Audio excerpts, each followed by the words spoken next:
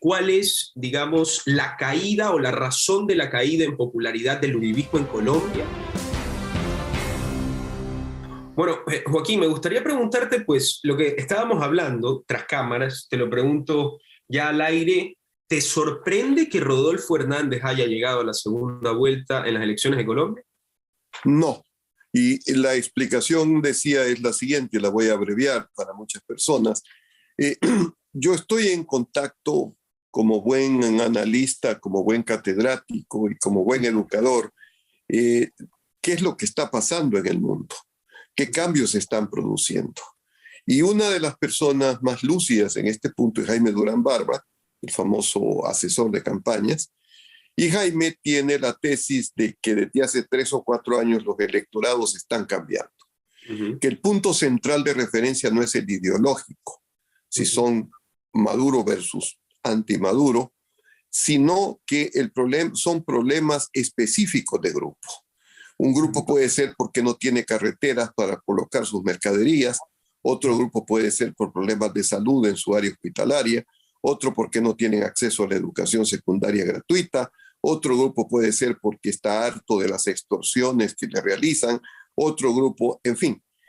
Y eso produce grupos diferentes, con diferentes malestares y presiones, que solamente se articulan en un momento dado, como fue el caso de Bogotá en 2000, cuando estallaron los disturbios, cuando el presidente Duque elevó los impuestos, y realmente fue un error político, era económicamente lo admisible, pero políticamente fue un error, y todos los malestares se unieron en uno. Pues bien, Rodolfo Hernández forma parte de estos candidatos outsider o antisistema, sí, que están subiendo en toda América Latina, y por eso es importante para los ecuatorianos que no vivamos encerrados en nuestra burbuja creyendo que lo que pasa en otro lado no nos importa, peor en un vecino como el colombiano, con el cual tenemos negocios, comercio y también compartimos inseguridad y problemas. Lo que está sucediendo en Colombia es lo que sucedió también en Perú y lo que sucedió con Boric en Chile.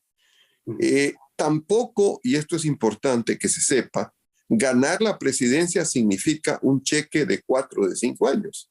Boric ha perdido en 6 meses más popularidad que todos los demás presidentes que le han antecedido.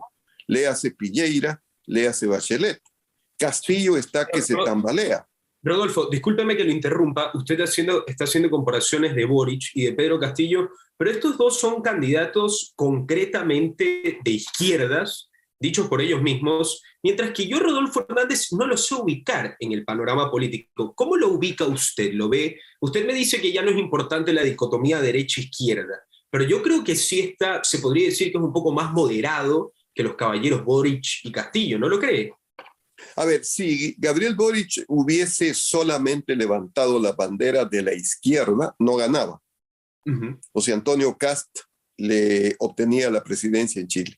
Por supuesto. Si Castillo no hubiese tratado de tranquilizar a la clase media limeña, hablándoles en ese momento de que iba a haber un ministro de Economía que iba a manejar la economía como en los periodos anteriores, ya no está, pero a él lo nombró, no hubiese tenido los votos que tuvo, y seguramente Keiko Fujimori, que no era santa de la devoción de los peruanos por todo lo que sabemos, le hubiese ganado. Es decir, los grupos de izquierda han tenido que abrirse a una multitud de demandas para poder asociarse y ser presentables y ganar, con lo cual han perdido esa identidad.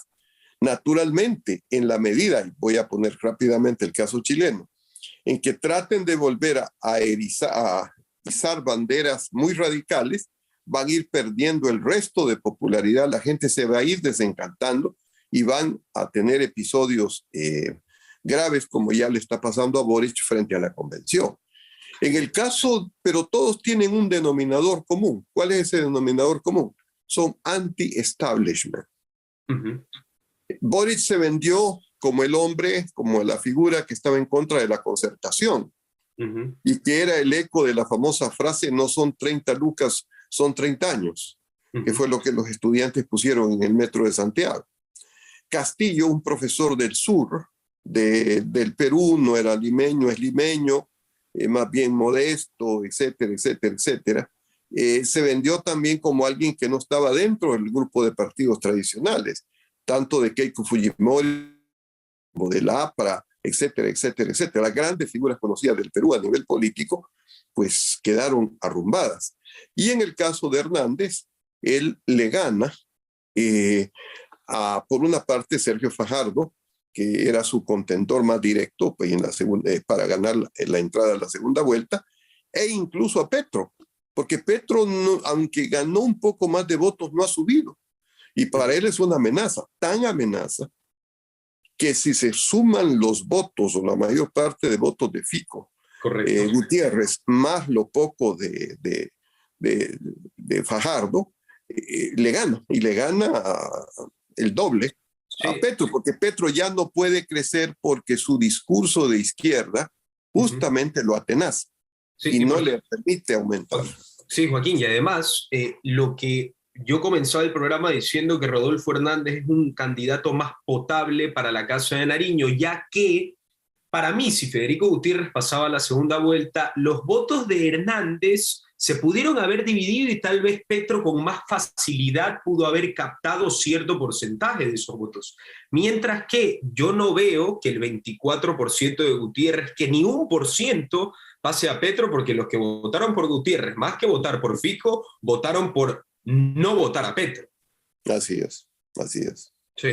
Joaquín, también le quiero preguntar, ahora que usted mencionó hace unos momentos de los errores que cometió Iván Duque, quisiera también hablar, que también es importante en estas elecciones, la ausencia del uribismo tangiblemente, porque Federico Gutiérrez, de cierta manera, pues siempre trató de desmarcarse, pero yo estoy seguro, y todos lo estamos, que el uribismo apoyaba a Federico Gutiérrez en la segunda vuelta, a pesar de que públicamente no lo hacían para no perjudicarlo, para no ponerle esa etiqueta que venía tan despopularizada. En este caso, Álvaro Uribe, expresidente de Colombia, tan popular, un héroe para muchísimos en la nación, tuvo varios apadrinados, entre esos Juan Manuel Santos, chaquetero, tránsfuga, digamos, se le cambió de equipo de cierta manera, hizo el plebiscito por la paz con la FARC, y por supuesto Iván Duque, que le ganó las últimas elecciones a Gustavo Petro, ha dejado mucho que desear en las elecciones. ¿Podría explicar, sintetizando, cuál es, digamos, la caída o la razón de la caída en popularidad del uribismo en Colombia?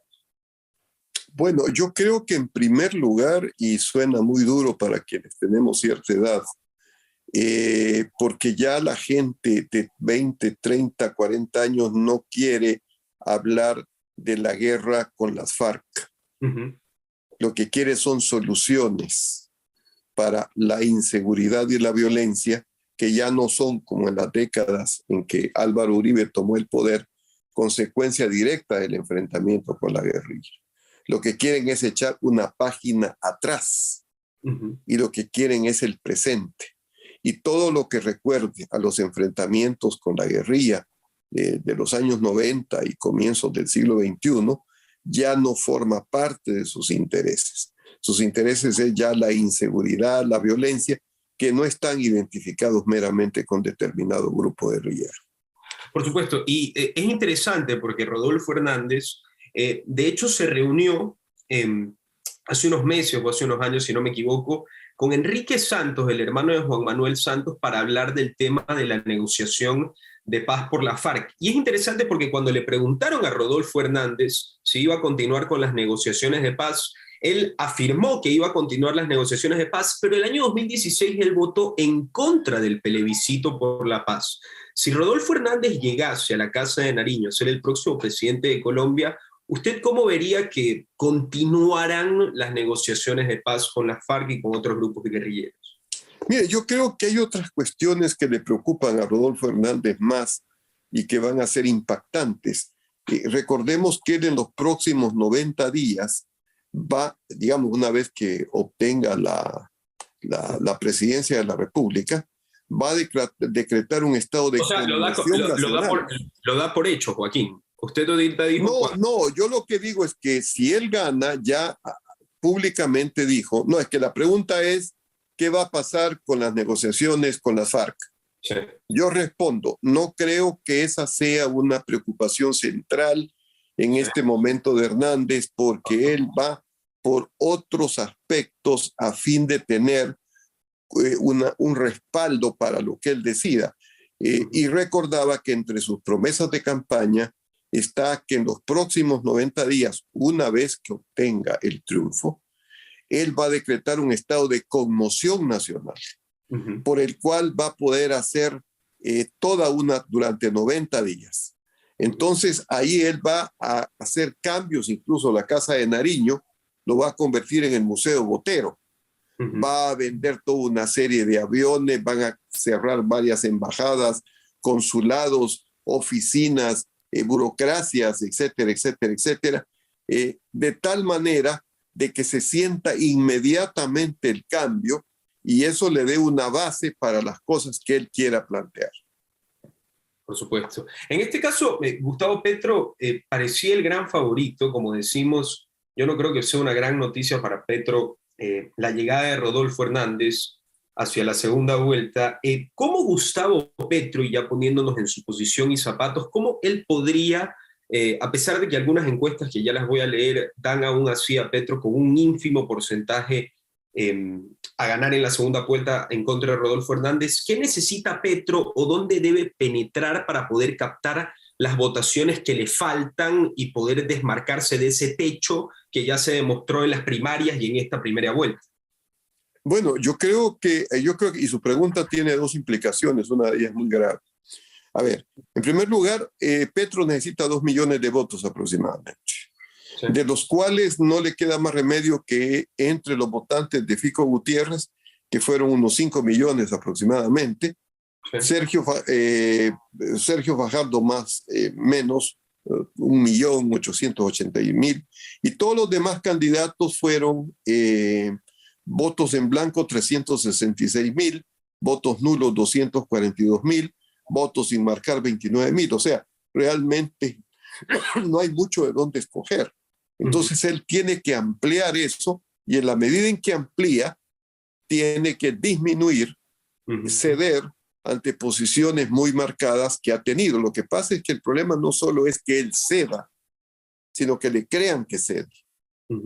Con lo cual Hernández sí tiene mucho más, porque él, digo, por su campaña, pues todo el mundo le cree, ¿no? Se enoja, se acuesta a las 7 de la noche, a las 9 de la noche, se levanta a las 4 de la mañana y no hay ningún problema. Le preguntaron por una población en el departamento del Bichada y dijo que no sabía que iba a estudiar geografía. Sí, y eso, que normalmente en épocas anteriores hubiera sido un motivo de descalificación, ahora la gente dijo, bueno, la verdad que así somos, qué bueno que este hombre reconozca la verdad. Entonces, primer punto. Pero lo que tú dices, hay algo que sí es muy preocupante y lo han señalado los analistas. Y es que la segunda vuelta, con un porcentaje tan ínfimo entre el uno y el otro, sí, podría dar lugar a estallidos sociales gravísimos.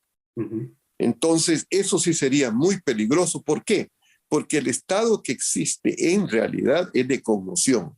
En todos los países. Yo acabo de llegar de Lima la semana pasada y se nota ese ambiente de tensión. Santiago, que ya mismo la convención entrega el nuevo proyecto de constitución. En fin, hay toda una atmósfera de tensión en las sociedades latinoamericanas. Entonces, un resultado tan pequeño podría dar lugar a que el otro grupo impugne y diga que ha habido trampa. Y en el momento que ha habido trampa, se nos vienen las imágenes, sobre todo los que ya tenemos cierta edad, del gaitanazo de 1948, cuando en Bogotá se peleó durante 5 o 6 días a sangre y fuego el ejército, los ciudadanos, en fin. Y de ahí surge la guerrilla colombiana.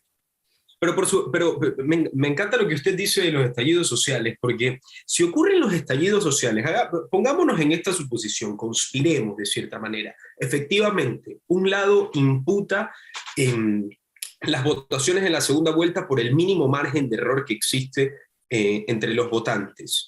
Hay estallidos sociales. Generalmente los estallidos sociales, el candidato que se ha hecho hacia él, los estallidos sociales, es efectivamente Gustavo Petro. Y como nosotros sabemos, y no nos hagamos los que no sabemos, y me refiero a todos los escuchantes, varios candidatos, digamos, gatillan esos estallidos sociales a su favor político. Generalmente no, a veces son espontáneos, a veces son, por supuesto, planeados. Y en este caso, si Gustavo Petro, si se dieran estos estallidos sociales, la gente pensaría, vamos a por Gustavo, vería con, digamos, con más gusto, con más afinidad a Gustavo Petro, o vería a Gustavo Petro como el candidato de los estallidos sociales y eso retraería su popularidad? Se perdió, Ricardo. Parece que hubo un problema de internet. Sí, Joaquín, no se preocupe, le repito. Lo que le estaba diciendo es que en el tema de los estallidos sociales, si Gustavo Petro se ve como el candidato que está a favor de los estallidos sociales en una supuesta segunda vuelta con mínimo margen de error, ¿eso le incrementaría su popularidad o lo descreditaría? Bueno, lo que pasa es una cosa, Ricardo, que nosotros estamos hablando en un plano muy racional, ¿no? De un votante que se pone a pensar que si yo hago esto, entonces va a pasar esto y toda la otra cosa. Y de acuerdo, y por eso recomiendo, sea para estar en contra, pero para tener algo sobre qué discutir, los libros de Jaime Durán. Uh-huh. El elector no vota así. Uh-huh. El elector votó por la convención chilena, por un conjunto de fuerzas dispares, desordenadas, que no iban a llegar. Nunca se puso a pensar que podrían hacer una constitución como la que está saliendo. Sin embargo, ya les han quitado popularidad. O sea, ya no es que la convención sale con ese proyecto y puede ganar el no. Uh-huh. O sea, ese mismo electorado que eligió esa convención para que haga una nueva constitución, ahora, en medida porcentual, hay un 10% más arriba para que el no gane en Chile. O sea, lo que quiero decir es que el electorado no es tan racional como nosotros. O sea, no se va a poner a medir que si esto, entonces yo sí hago esto, entonces va a pasar. Porque no es, pues lo que va a decir es, a ver, yo veo mucha plata, veo mucha gente que me roba, que me vienen a pedir para que mi establecimiento funcione, me dicen, a ver, te doy protección, ¿cuánto te cobro? Esa gente masivamente en barrios de las grandes ciudades colombianas dice, a ver, me voy con Hernández, porque él ya lo hizo en Bucaramanga. Por supuesto. Rodolfo, ya para... perdón, Rodolfo, me confundo. Sí, bueno, qué bueno ser presidente de la República. Por el apellido Hernández. Claro, qué bueno, qué bueno. Joaquín, para terminar, y tiene que ver con la confusión que yo hago, dejando un poco de lado, digamos, la diplomacia y los hechos, ¿usted qué opina como persona, como individuo, como posible próximo presidente de Colombia, de Rodolfo Hernández, que lo llaman el Trump criollo, que tiene un lenguaje soez, coloquial, que le pega, que ha tenido casos que le ha pegado a concejales en Colombia? A uno nada más. A uno le pegó, sí, por supuesto, sí. Que lo acusó en el tema de Vitalogic, del caso de corrupción, que ya lo comentaremos después, que insulta a sus contrincantes, que da entrevistas en CNN con pijama. Digamos, ¿a usted le genera simpatía? Porque a algunos le genera simpatía, está en TikTok, muy risueño, 77 años, aunque tiene la energía de un chico de 30. ¿Eso usted, qué tipo de simpatía le genera? ¿Le genera alguna? ¿Le genera ninguna? Bueno, yo lo que creo es que vivimos en un momento muy especial de las democracias, hay un agotamiento de las democracias, y en esa medida los líderes ya no cuadran con los modelos que nosotros hemos tenido. Ahora, estaba recordando para tu entrevista esta mañana, temprano, me estaba acordando de Ronald Reagan, que era un actor. O sea, no era el graduado de las grandes universidades estadounidenses. Y sin embargo fue un hombre clave en la Guerra Fría y la culminación de la Guerra Fría, aliado nada menos con Margaret Thatcher, ¿no? Y que puso a todo el mundo occidental prácticamente en pie para acabar con la Unión Soviética, ¿no? Entonces, yo sé que hay detalles que no nos gustan, pero todo está por verse. Claro, si lo examinamos desde el punto de vista de los tratados normales, por supuesto, digamos, de lo que debe ser un líder, que tiene que haber tenido una formación, que debe venir de una buena universidad, que fue el caso de Iván Duque. Duque tiene una formación académica estupenda, sí. Excelente, ¿no? Pero en ese caso, Joaquín, usted como rector, como educador y como estudiado que ha sido, ¿no ve con cierta sospecha y con cierto amargo sabor de boca que una persona como Rodolfo Hernández, en actitud, en estudios y en forma de ver la vida, llegue a la Casa de Nariño? ¿Qué le causa a usted?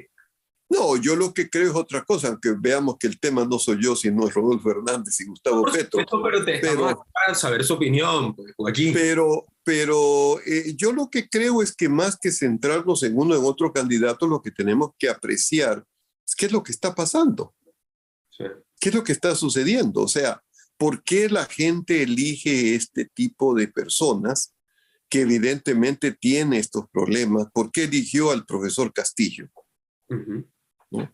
¿Por qué eligió a Gabriel Boric? Entonces nosotros tenemos que tener una idea justamente para en nuestros procesos educativos formar a las personas y hacerles ver que la política es también el diálogo de lo racional y no de lo irracional.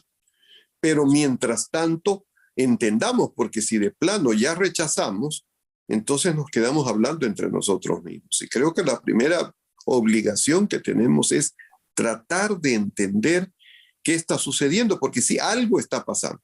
Y por eso he sugerido los libros de Jaime Durán Barba, porque tienen una base teórica, tiene además, hizo pues que Macri gane las elecciones en Argentina, tuvo un papel importante en la segunda vuelta con el presidente Lasso, y él es un hombre que está viajando por toda América Latina asesorando gobierno. Pocas veces he visto a alguien que conozca tanto a los gobernantes de la región como Jaime Durán, que además y esto es interesante, él es profesor de la George Washington University. Es decir, justamente los académicos estamos cumpliendo la tarea de entender para transmitir los saberes de lo que está pasando. Joaquín, cortita para terminar. Si usted fuera colombiano el 19 de junio, ¿por quién votaría? ¿Por Rodolfo? No lo sé. Todavía en este momento me refugio en los 225,000 indecisos. Sí. Igual, se refugió de igual manera en las elecciones presidenciales de Estados Unidos del 2020.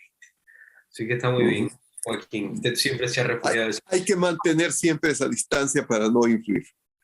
Sí, pero yo me imagino por quién votaría. Pero dejémoslo ahí. Bueno. No, la imaginación anda corta en esta época. Joaquín, muchísimas gracias por la entrevista. Gracias. Radio Fuego presentó Análisis con Ricardo Mórtola.